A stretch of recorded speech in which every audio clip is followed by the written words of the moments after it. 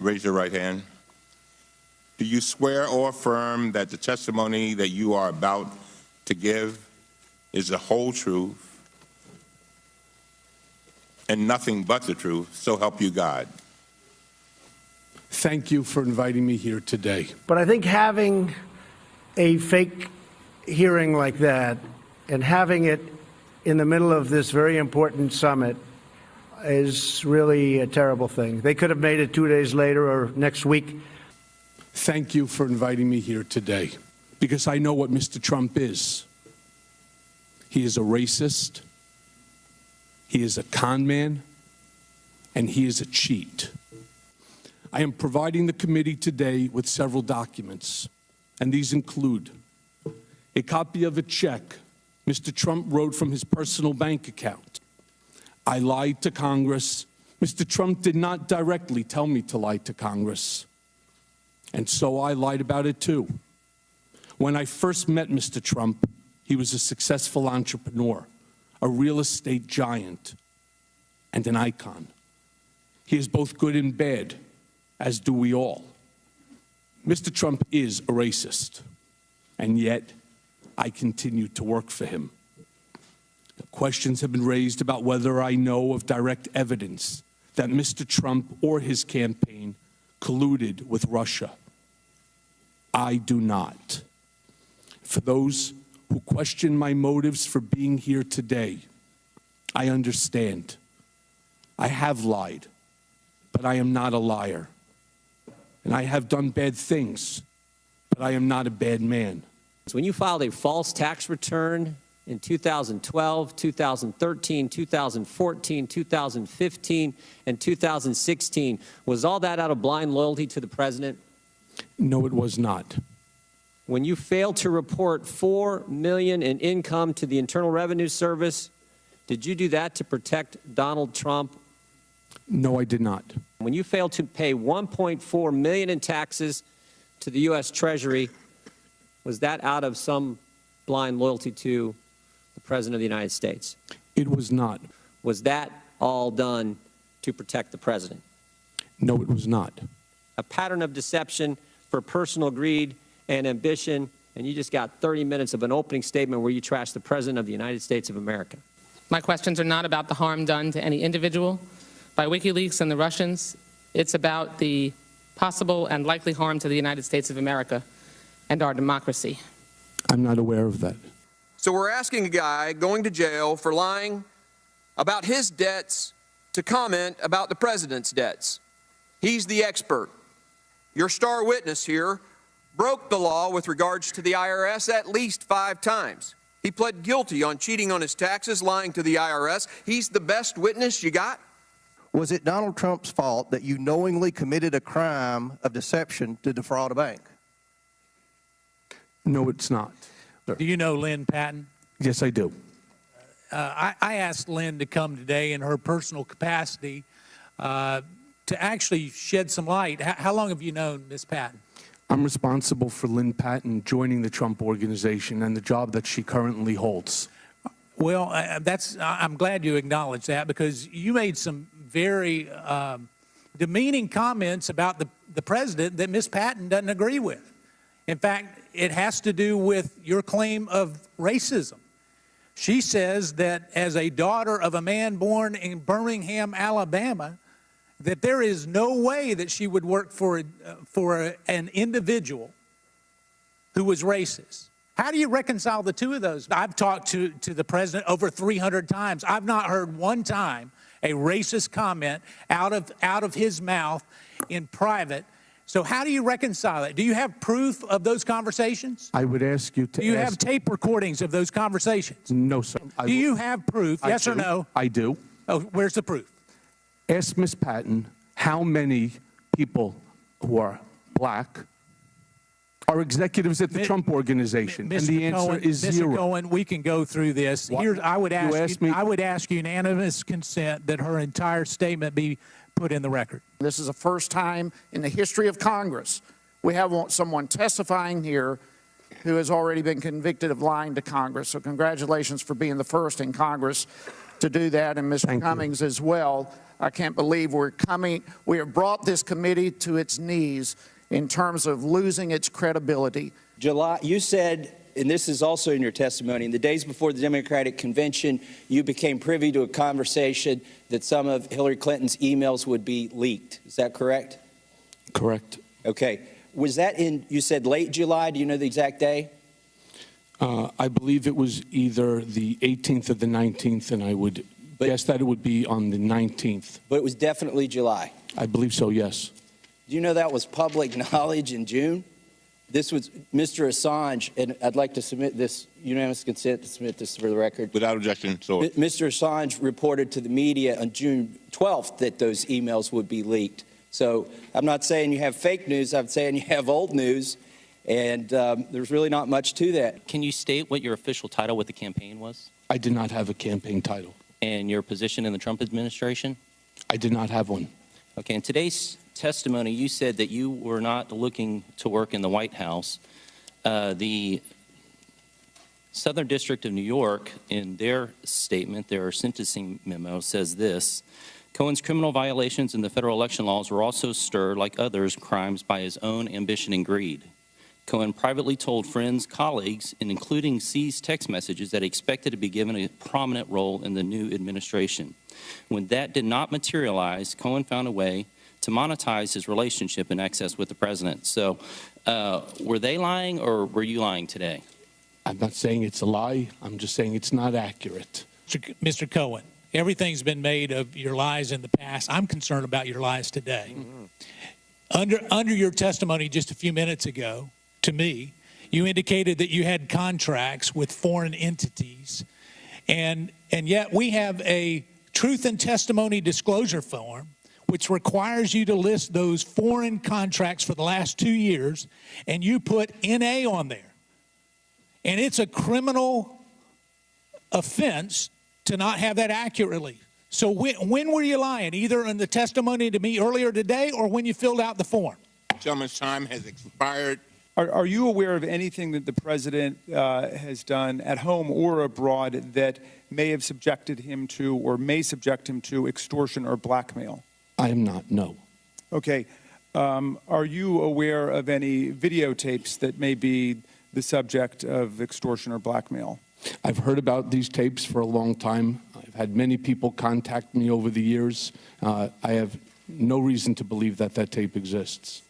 You come in here and you rail on the President of the United States, Commander-in-Chief, while he's over across the Pacific Ocean trying to negotiate a deal to make this world safer. And, Mr. Chairman, that's just having this committee at this time when the Commander-in-Chief's out of the country is just I think, is a new president. But you call him a racist, a cheat, and you're attacking his character. And I've been with the president a little bit, and I didn't see that in the president. I see a president who's very sincere. He's trying to make this country better for every American. What did you talk to Mr. Schiff about? I spoke to Mr. Schiff about topics that were going to be raised at the upcoming hearing. Whoa. Not just what time to show up, actually what you're going to talk about?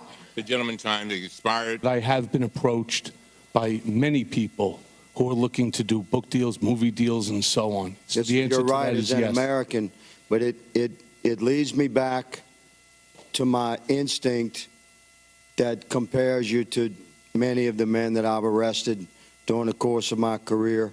Mr. Chairman, with all due respect, sir, that our primary hearing to introduce the Oversight Committee, the 116th Congress of the American people, has manifested in the way that it obviously is.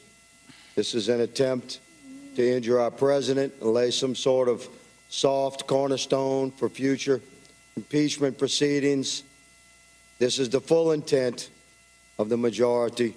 You failed to disclose $70,000 in monthly payments on your $14 million line of credit. You failed to disclose that you had drawn on that. So this was all for yourself. This wasn't for the benefit of President Trump. This was to benefit Michael Cohen. So that's my question Did you just get caught? And you worked for this man for 10 years, Mr. Cohen. You came in here with these, he's a con man. He's a cheat.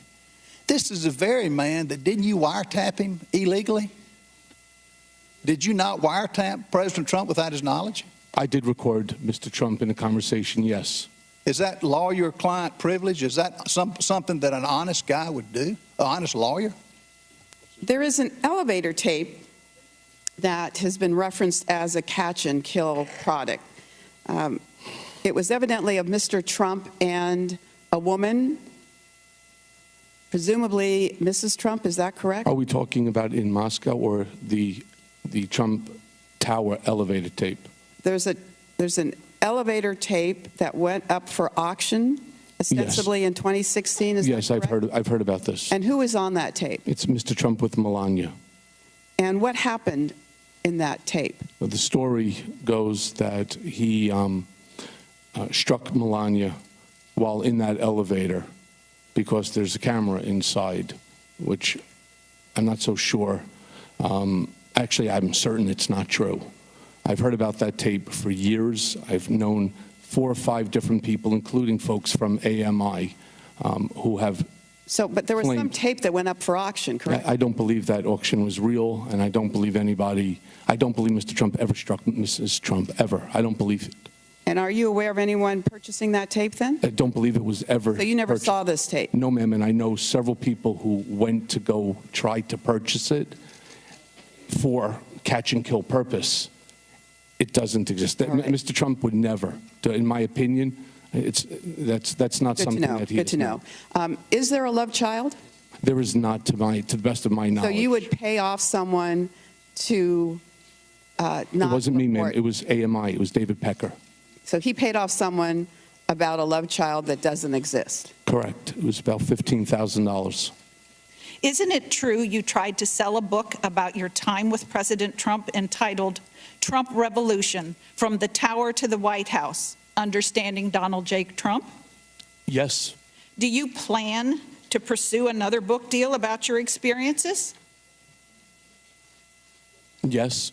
Mr. Chairman, we've canceled hearings on child separation and on other issues that are close to my heart for this media circus. What a waste of time and money for a man who has gladly exploited the name of the president to promote his own name and fill his own pockets. It pains me that we are sitting here adding another chapter to his book. When you said you had 100 tapes, were any of those tapes of other clients? Yes. And I think this is pretty amazing. I really do. Did any of them waive privilege? No. So 5 minutes ago, in the middle of our hearing on oversight, you just immediately responded that you would hand over tapes to this committee without any of your previous clients waiving privilege. I'm not the only one in possession of those documents. Those documents are in the hands of all of the Whoever else is in agencies charge already. of those documents is not my concern. My concern is I know lawyers that would go to jail before they would violate attorney-client privilege. And in a matter of a second, you just said, absolutely, I will turn those over. Just trying to cooperate, sir. At the expense of clients who have never waived privilege. You stated that Trump never directed you to lie to Congress. Is that correct? That's correct. In your evidence that you provided this committee a mere 2 hours before the hearing started, were payments made to you by Mr. Trump, correct? Amongst other things, yes. Yet other than your testimony here today, there is absolutely no proof that those specific payments were for those specific purposes. Is that correct? It's my testimony that the check that I produced as part of this testimony, the $35,000, and then the second check that's signed by Alan Weisselberg and Don Trump Jr., were 2 checks out of the 11 that were meant for the reimbursement of the hush money payment to Stormy Daniels. So in your testimony on page 13, you claim, and I quote, Mr. Trump directed me to use my own personal funds from a home equity line of credit to avoid any money being tracked back to him that could negatively impact his campaign. Do you have any proof of this direction?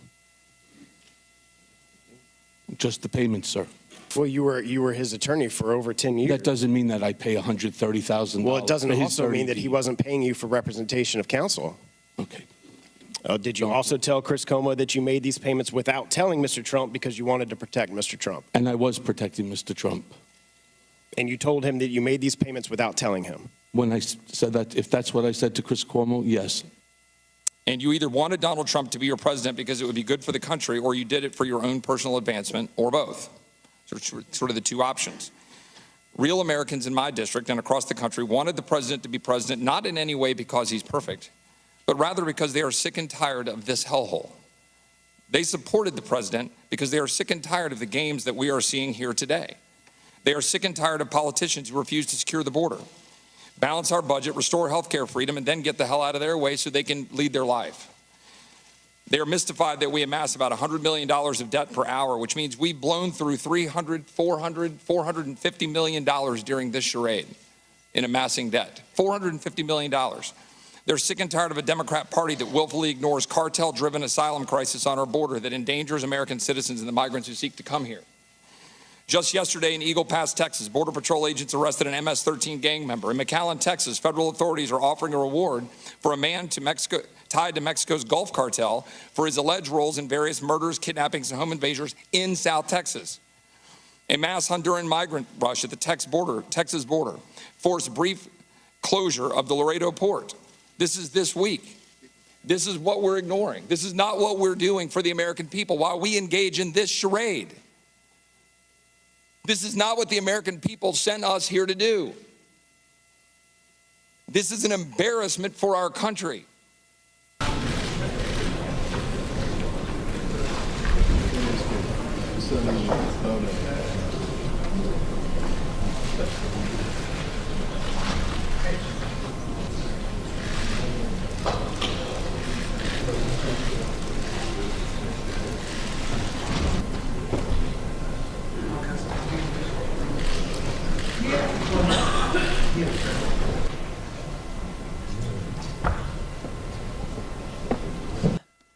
We know Mr. Cohen has been dishonest in the past.